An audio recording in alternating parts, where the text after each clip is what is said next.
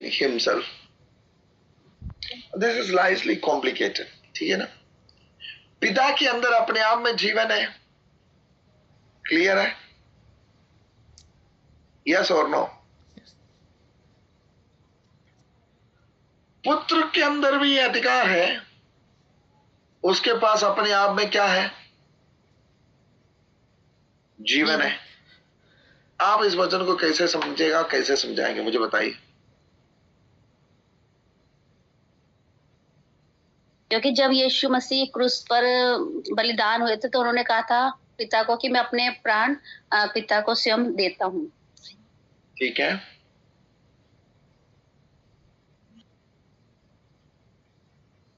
Anything else? और कोई?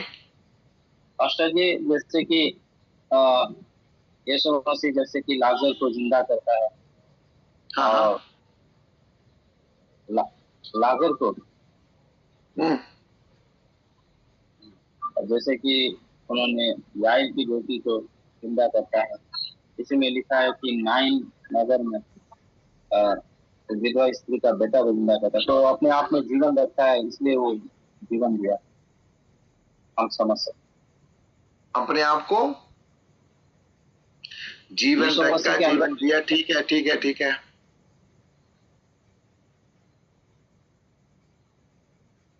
Anything else? I want you to understand here. ये John एक बहुत बड़ी बात यूहन्ना कह रहे इधर. पिता के अंदर अपने आप में जीवन है. ठीक है. अपने आप में जीवन, लाइफ इन हिमसेल्फ का मतलब क्या है? हम सबका लाइफ की एक शुरुआत है या नहीं? यस. लाइफ की एक अंत भी है. There's a beginning of life. There's a end of life. Bible कहता है पिता की तो अपने ही अंदर जीवन है. There is no beginning and there is no end. शुरुआत भी नहीं है, अंत भी नहीं है. वैसे ही है पुत्र भी. पुत्र को भी क्या नहीं है? शुरुआत भी नहीं है, अंत भी नहीं है.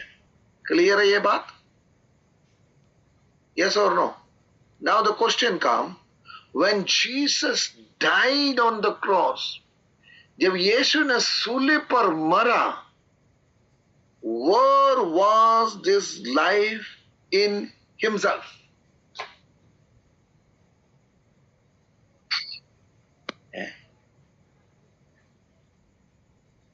क्वेश्चन समझ में आए या नहीं आए? उससे पहले जीवन नहीं था पास्टर जी.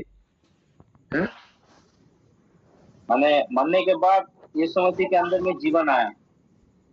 नहीं. उससे पहले when Jesus died, यीशु सूली पर मरा.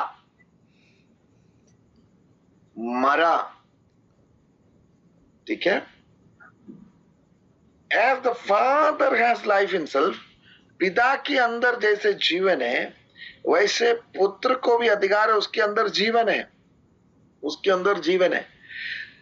Now when Jesus died on the cross, यीशु सूली पर मरा या नहीं मरा?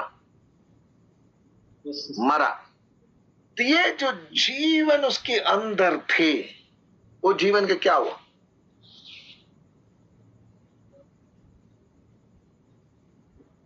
समझ में नहीं आया? सवाल दोबारा बोलूं या समझ में आ गए?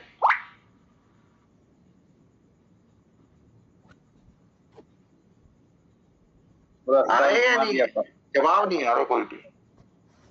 पूरा सर घूम गया पास्टर जी. है? पूरा सिर घूम गया क्वेश्चन पे. कुछ सोचिए, आप सोचिए, वचन पढ़िए. हम प्रचार करते हैं, हम सिखाते हैं, लोगों को बोलते हैं. Now we have to understand it. हमें समझना है. Come on, think about it. जैसे वो मनुष्य रूप में आए थे तो मनुष्य का है कि मतलब पैदा हुए तो मरेंगे भी, है ना. लेकिन उनके अंदर जीवन था तो वो तो परमेश्वर ही थे. How do we explain? अगर आप बोलेगा उनके अंदर के जीवन खत्म हो गई, the life in him died, then ही ceased टू exist, वो वहां पर अगर आप बोलेंगे उनके अंदर वो जीवन रखने का अधिकार थे, वो खत्म हो गई, तो वो उस पॉइंट ऑफ टाइम के लिए आप उन्हें गॉड नहीं बोल सकते। If he is God, that life never dies. How do you understand it? Pastor ji, क्योंकि उस टाइम जब वो क्रूसी पर मतलब जब वो अपने प्राण को छोड़ रहे थे, तो उस टाइम वो पाप बने थे, यानी उन्होंने पूरी मनुष्य जाति का पाप लिया था। उस टाइम वो पिता से भी दूर हो गए थे, तो उस टाइम वो जो लाइफ परमेश्वर में है वो उनसे वो भी दूर हो गई थी। दूर हो गई थी।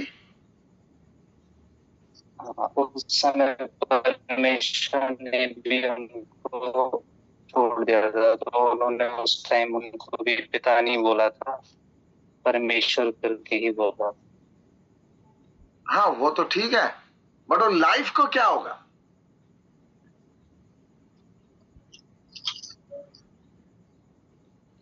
पर्टिकुलर टाइम के लिए। हाँ, अगर देखो, अगर उसके अंदर जो जीवन है, जो लाइफ इन हिम है, वो लाइफ अगर दूर होता है, वो लाइफ अगर दूर होता है, तो वह 1 मिनट के लिए भी अगर दूर होता है, देन ये cease to exist as God, फिर वो परमेश्वर नहीं हो सकता है।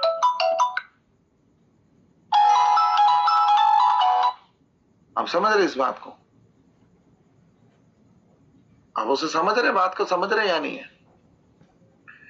Same kind of the father, पिता की वही वन प्रकार है दोनों में। उस प्रकार इटर्निटी से शुरू है, इटर्निटी तक चलना है, बीच में कभी ब्रेक नहीं हो सकता है।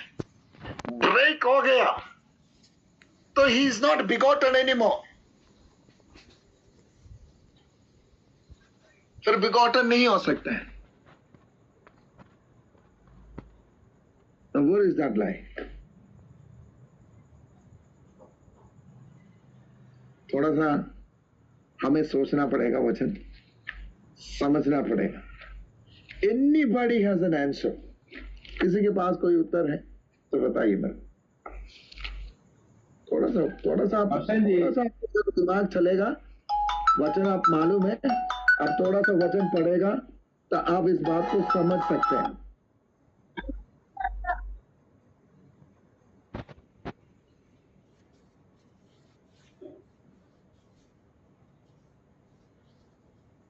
कोई भी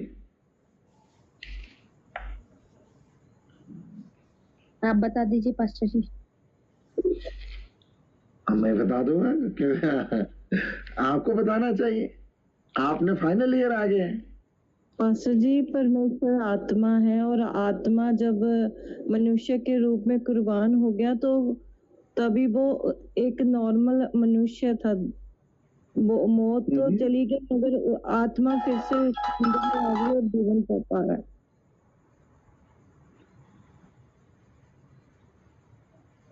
ठीक है, और कुछ? आप थोड़ा सा और वचन स्टडी किया होगा तो let me put it in that way.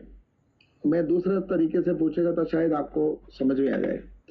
When Jesus, वचन में लिखा यीशु ने सूली पर मरा, ठीक है, जी उठा कब है? जी उठा कब है बताइए? तीसरे दिन। तीसरे दिन। तो इन बिटवीन यीशु मसीह ने क्या किया? मरे। Anybody knows?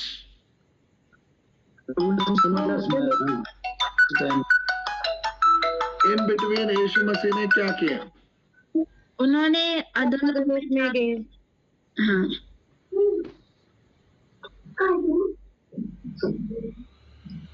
कोई भी बोलिए। तो वो अधोलोक में गया। अधोलोक में गया। कहाँ लिखा हुआ है? कहाँ लिखा हुआ? जल्दी जल्दी जल्दी, समय भी समाप्त हो रहा है।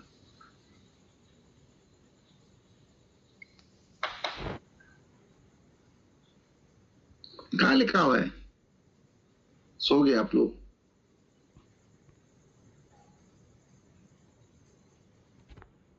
अधोलोक में गया तो हम बोल देते कि कहाँ लिखा हुआ है, ये भी तो पढ़ना है। पहला पत्रस 3 अध्याय। हाँ, तो पढ़ो। पत्रुस क्या कहते हैं?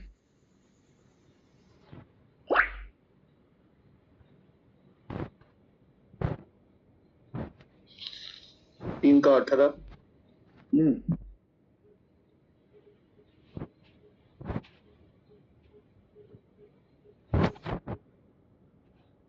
इसीलिए कि मसीह ने भी अर्थात अधर्मियों के लिए धर्मी ने पापों के कारण एक बार दुख उठाया ताकि हमें परमेश्वर के पास पहुंचाए। वह शरीर के भाव से तो घात किया गया पर आत्मा के भाव से जिलाया गया। उसी में उसने जाकर कैदी आत्माओं को भी प्रचार किया, कैदी आत्माओं को जिन्होंने उस बीते समय में आज्ञा न मानी, जब परमेश्वर नूह के दिनों में धीरज धरकर ठहरा रहा और वह जहाज बन रहा था जिसमें बैठकर थोड़े लोग अर्थात 8 प्राणी पानी के द्वारा बच गए। कैदी आत्मा के पास गया था। Who are this people? चलो, मैं उधर जाएगा तो डिटेल चले जाएगा। ठीक है, बताए ये कौन है, ये कैदी आत्मा? नोहा के समय जिन्होंने उस बीते ये कहां पर थे? Where were these Old Testament saints? अधोलोक।